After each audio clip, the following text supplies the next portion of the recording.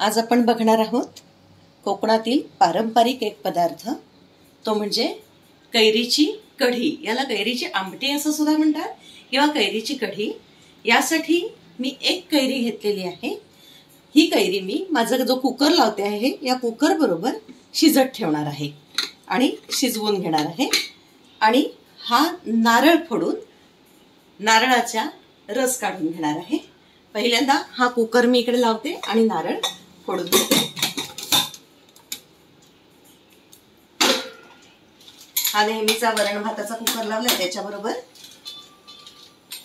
हे शिजत ठेवलेलं आहे। नारळ फोडून घेणार आहे।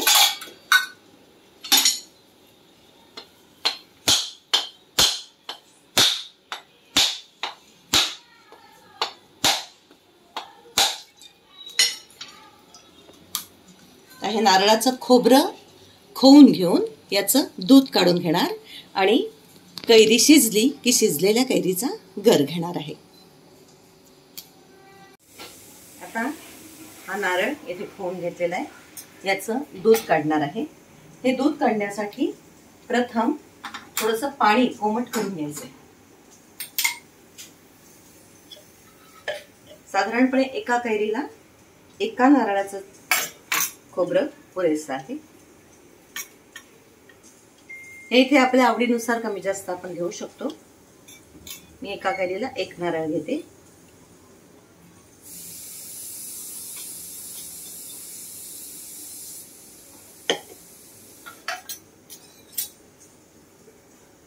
आणि कोमट केलेलं पाणी यात घालणार आहे।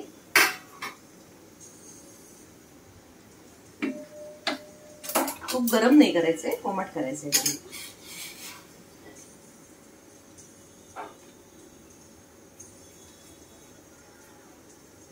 आता हे आपण मिक्सरला बारीक करून घेऊया।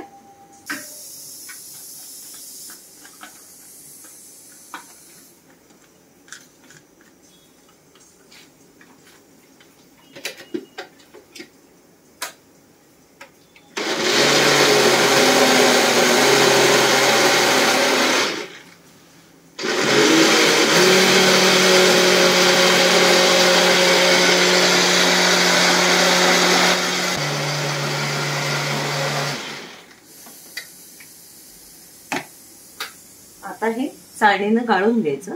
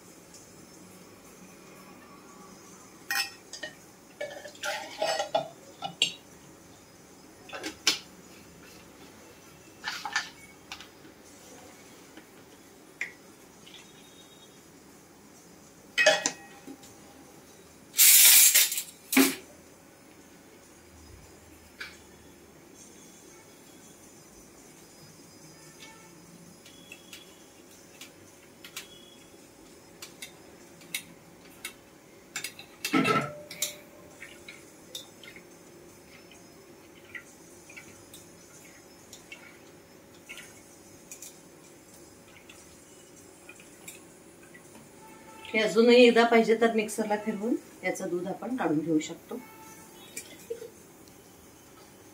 ही कैरी इथे शिजली आहे। तिचा गर आता आपण काढून घेणार आहोत।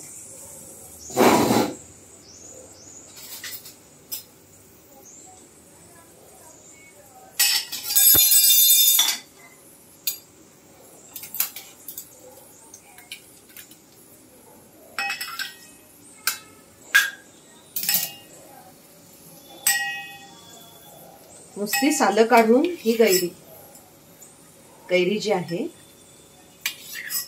ही कैरी अशीच घातली तरी सुद्धा चालू शकेल। त्याचा गर आहे तो फक्त आपण जरासा नीट मिक्स करून घेऊया। कैरी त्या कढीमध्ये उकळली तरी नंतर काढून टाकता येते, म्हणजे जी कोय आहे ती सालं फक्त आहे ती आधी काढून टाकायची, किंवा नुसता हा गर घेतला तरी सुद्धा चालेल। पूर्ण व्यवस्थित पाण्यात धुवून घुसळून घ्यायची। आणि हा जो रस काढलेला आहे नारळाचा, म्हणजे नारळाचं दूध, त्याच्यामध्ये ही कैरी घालायची.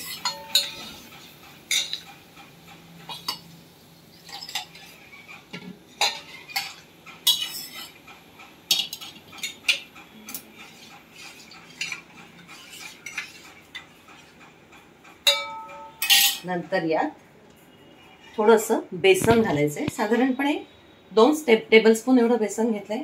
हे आपण आपल्या अंदाजानं जेवढं आपल्याला घट्ट पाहिजे कढी तेवढं घेऊ शकतो. फक्त गुठळ्या होणार नाही याची काळजी घ्यायची. अशा पद्धतीनं हे नीट कालवून घ्यायचंय.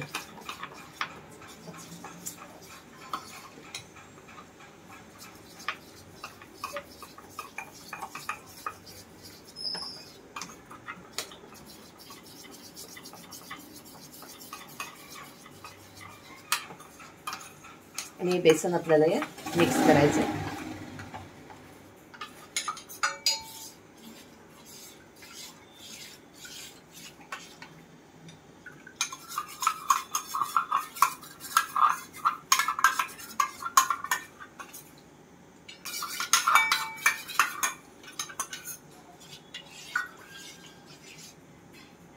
आणि आता हे आपण उकळत ठेवणार आहोत.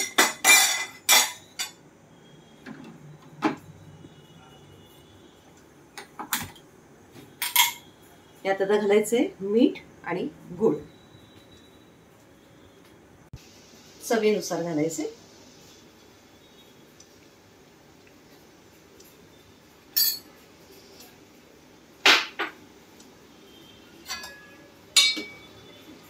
याला गूळ जो घालायचा आहे हा गूळ सुद्धा आपल्याला किती गोड आवडतं त्या अंदाजानंच घालायचा आहे. त्यामध्ये त्याचं असं प्रमाण असं नाही. काही जणांना खूप गोड आवडते, काही जणांना हलकी गोड आवडते. मी इथे गुळ पावडर घालते. तुम्ही रंग जर खूप छान पिवळा आवडत असेल तर पिवळा गुळ सुद्धा घालू शकता. पण कैरी असल्यामुळे अर्थातच गुळ जास्त लागतो.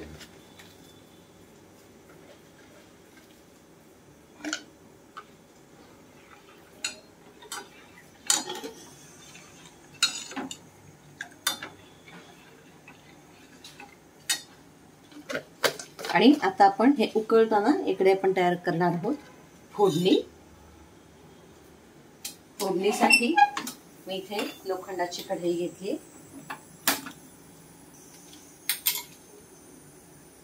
गोडे तेलाची फोडणी करायची आहे. नेहमी करतो आपण तशी.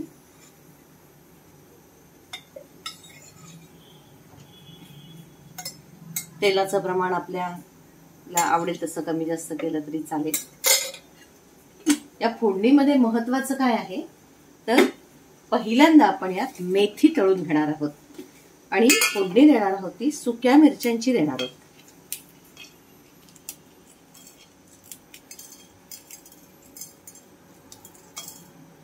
किती तिखट पाहिजे असेल त्यानुसार मिरची घ्यायची. ही कमी तिखट मिरची आहे म्हणून मी इथे 2 मिरच्या घेतल्या. तुम्ही या कमी घेऊ शकता.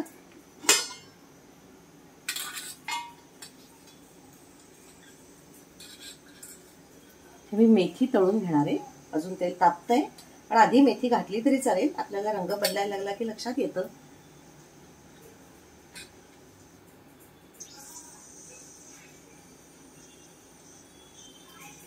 साधारण हा एक अर्धा चमचा मी मेथी घातली असेल. ही तळून घेऊया आपण.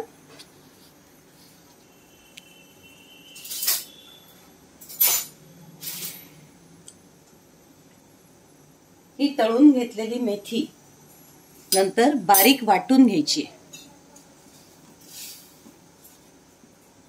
मध्ये मध्ये कढी ढवळायची. ही जर पातळ पाहिजे असेल तर तुम्ही याच्यात अजून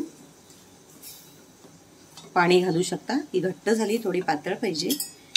मी याच्यामध्ये अजून थोडं पाणी घालते.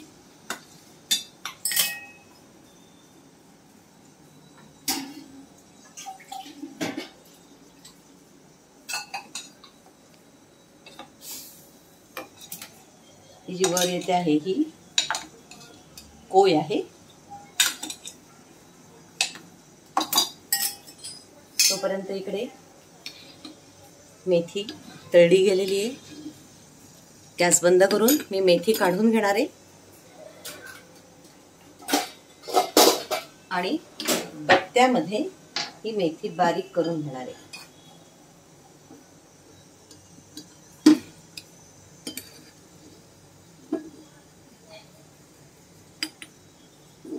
हा जो तळलेल्या मेथीचा वाटल्यानंतरचा जो सुगंध आहे तो फारच सुंदर येतो ह्या कढीला.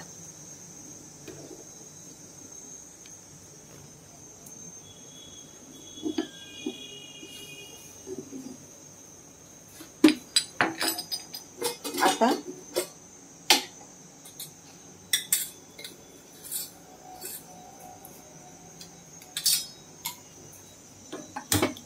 मोहरी घातली.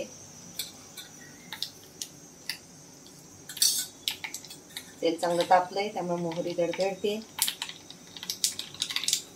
थोडा हिंग,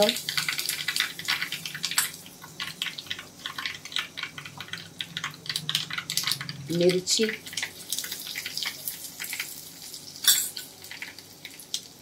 हळद,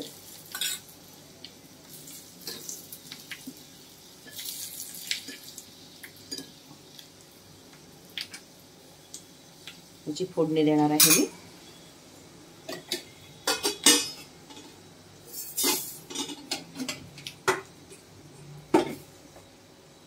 तोपर्यंत मध्ये झोळून घेऊया.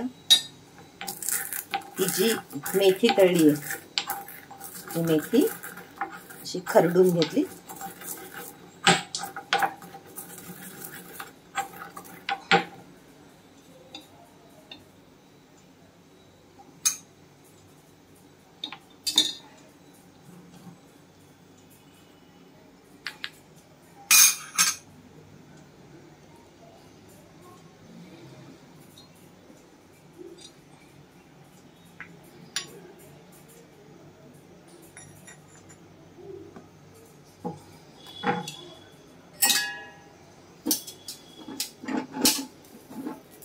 फोडणी देणार आहे.